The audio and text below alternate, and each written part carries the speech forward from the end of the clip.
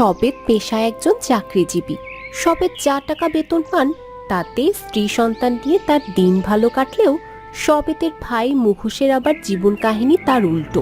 একদিন, সবেত, বাবা সবেত, একবার শুনে যা দেখি বাবা। এই বুড়ো আবার কেন আসলো? এই বুড়োকে নিয়ে আর পারি না, দেখলে একেবারে গা জ্বালা করে। কই রে বাবা সবেত, সবেত। কি হয়েছে? কি এত চেঁচামেচি করছেন কেন? এত করে ডেকে যাবার পর যখন কোনো সারা শব্দ পাচ্ছেন না, তখন তো বুঝতে হবে নাকি আপনার ছেলে বাড়িতে নেই। ও, সবেত বাড়িতে নেই বুঝি? আমি বুঝতে পারিনি বৌমা। তা বৌমা, সবেত কোথায় গিয়েছে আর ফিরবেই বা কখন? হাটে গিয়েছে কোরবানির গরু কিনতে। তাহলে তো ফিরতে অনেক দেরি হবে। এতটা পথ হেঁটে আসলাম, ছেলের সাথে দেখা না করেই চলে যাব। বৌমা, বলছিলাম যে আমি একটু বসে যাই, কেমন? চাটা লোক তো আপনি, আটার মতো এখানে আপনাকে বসে থাকতে হবে না। আপনি এখন আসুন, আতিককে তো দেখলে বাঁচি না। সে না হয় আমি চলে যাচ্ছি বৌমা, কিন্তু কিন্তু যাওয়ার আগে তোমাকে একটা কথা বলে যাই। তুমি সবেতকে বলে দিও, কেমন?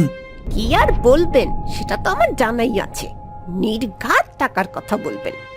বৌমা, আমি আসলে এসেছিলাম, তোমরা তো জানোই মুকেশের দিন খুব খারাপ যায়। ছোট্ট মেয়ে জোনাকিটা বায়না করছে ঈদের নতুন জামা কেনার জন্য। সবেত যদি মুকেশকে কিছু টাকা। জোৎস্না ফুরুকে পুরো কথা শেষ করতে দিল না। জোৎস্না ফুরুকে থামিয়ে দিয়ে, আগেই বলেছিলাম টাকার জন্য এসেছেন। আমার মানুষ চেনা আছে বাপু, সব সময় শুধু ছোট ছেলের টান টানেন কেন শুনি? ছোট ছেলের জন্য টাকা চাইতে আসছেন। বৌমা, এইভাবে বলো না। এইভাবে বলবো না তো কিভাবে বলবো শুনি? ছোট ছেলের জন্য যখন এতই দরদ, তো যান না যান, নিজে কাজকর্ম করে তারপর ছোট ছেলেকে চালান। এই বলে জোৎস্না গোয়ালে যায় গরুকে খাবার দিতে, আর নিজ মনে বকবক করতে থাকে। ও বাবা, বাবা, বাবা গো, বাবা, আমাকে নতুন জামা এনে দাও না বাবা। ঈদের তো আর বেশি দিন বাকি নেই বাবা।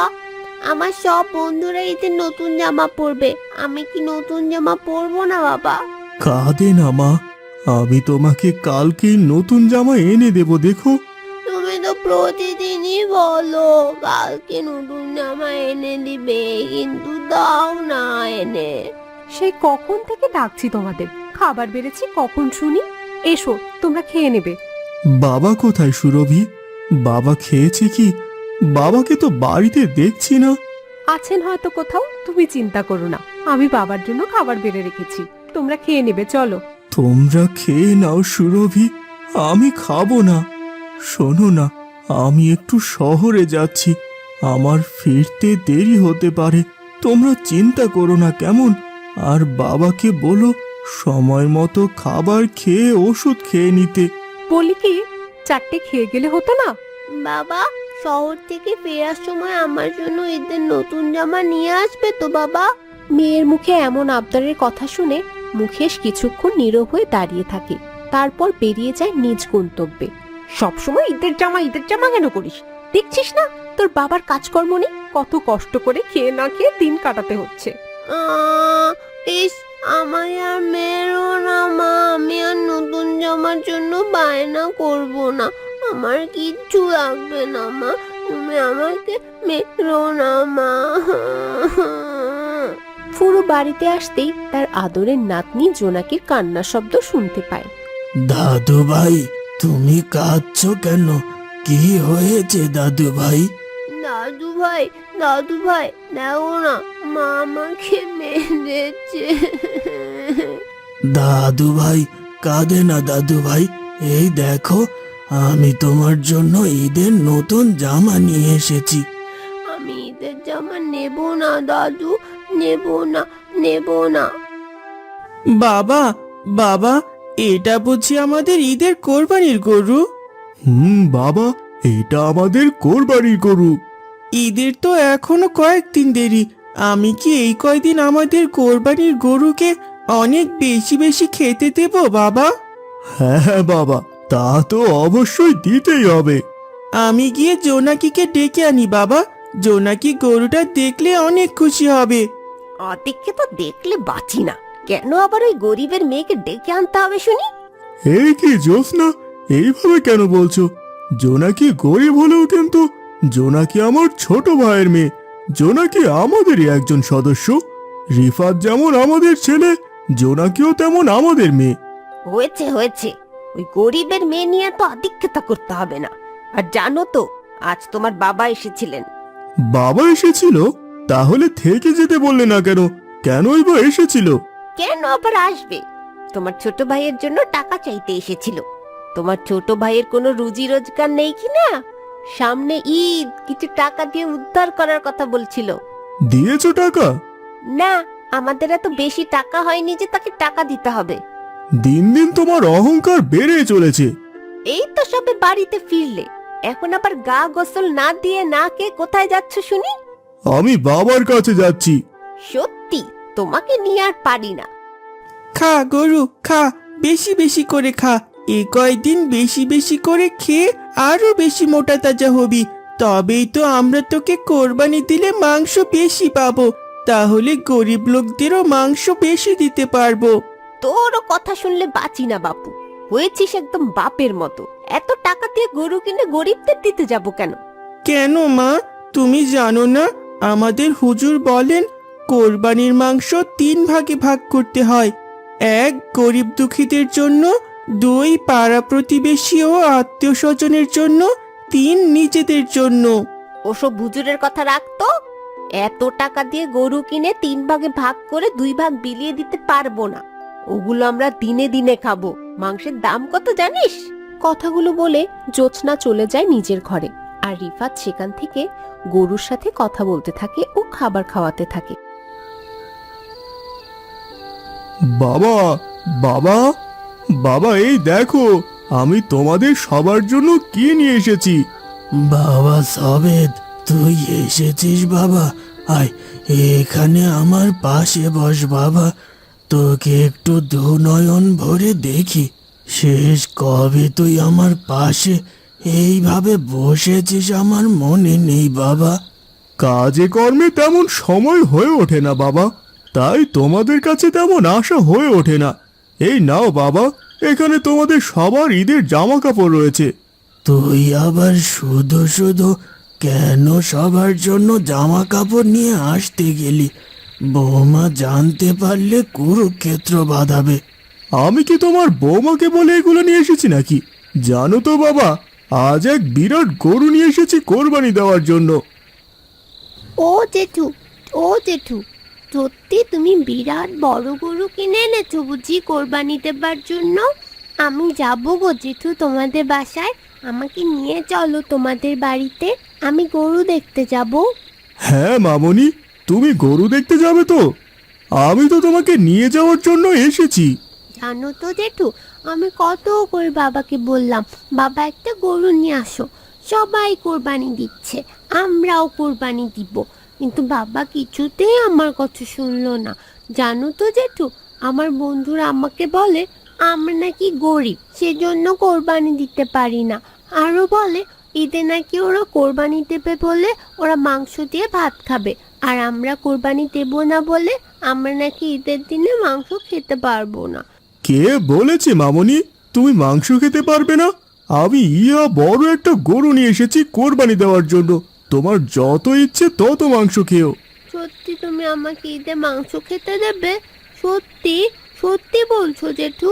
মা জোনাকি, রিজিকের মালিক আল্লাহ তাআলা, তিনি যদি তোমার রিজিকে ঈদের দিন মাংস খাওয়া লিখে রাখে, তাহলে তুমি নিশ্চয়ই মাংস খেতে পারবে। এত বড় গরু একা একা কোরবানি দেওয়া সম্ভব না বলে ফুরু ও মুখে সবেতকে সাহায্য করছিল, আর রিফাত ও জোনাকি নতুন জামা পরে তাদের কোরবানি করা দেখছিল। কিছুক্ষণ পর মাংস ভাগ করা শেষ, এখন গরিব দুঃখীদের গুলো তাদের মধ্যে বিলে দিতে পারলে হয়ে যায়। এ কি, মাংসে 3 ভাগ করেছো কেন? 3 ভাগ করেছি কেন তুমি জানো না? কোরবানির মাংস 3 ভাগই করতে হয়। এত ভাগ করতে হবে না, এই আমি বলে দিলুম। ভালোই ভালোই মাংস নিয়ে বাড়িতে চলে এসো। ও, এখানে তো দেখি তোমার বাবাও ছোট ভাই কোরবানির মাংস নেবার জন্য একদম প্রস্তুত হয়ে এসেছেন। যত সব গরিবের দল, ঈদের দিন মাংসও কিনে খেতে পারে না। বৌমা, কি বলছো এসব? জ্যোৎস্না, তুমি কিন্তু তোমার সীমা অতিক্রম করে ফেলতেছো। আজ ঈদের দিনেও তোমার এইভাবে কথা বলতে হবে? যাও এখান থেকে। বাবা, আমি বলি কি, চলো আমরা এখন বাড়িতে যাই। তাছাড়া এখন আর আমাদের এখানে কোনো কাজ নেই। মাংসগুলো নিয়ে যা ছোট। যেই না সবেত মুকেশের হাতে মাংসের প্যাকেট ধরিয়ে দেবে, সেই না জোছনা মাংসের প্যাকেট ছিনিয়ে নেয় হাত থেকে। তোমার ছোট ভাইয়ের জন্য বুঝি কোরবানি দিয়েছ? আমার অনুমতি ছাড়া কাউকে এক টুকরো মাংস দিতে পারবে না।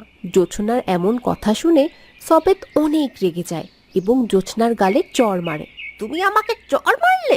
ভাইয়া, তুমি শুধু শুধু আমাদের জন্য ভাবিকে মারলে কেন? আমাদের মাংস লাগবে না ভাইয়া। তবুও তুমি আমাদের জন্য নিজেদের মধ্যে অশান্তি করো না। হ্যাঁ রে বাবা সবেদ, তুই বৌমাকে মারিস না। বৌমা ধনী বাড়ির ধনী পরিবারের মেয়ে, আর আমরা হলাম গরিব। গরিবের আবার ঈদের কোরবানি। গরিবের কোরবানির মাংস খাওয়া সাজায় না বাবা। তোমরা চুপ করো বাবা, আমাকে আজ বলতে দাও। কিছু না বলে বলে সে আজ এত সাহস পেয়েছে।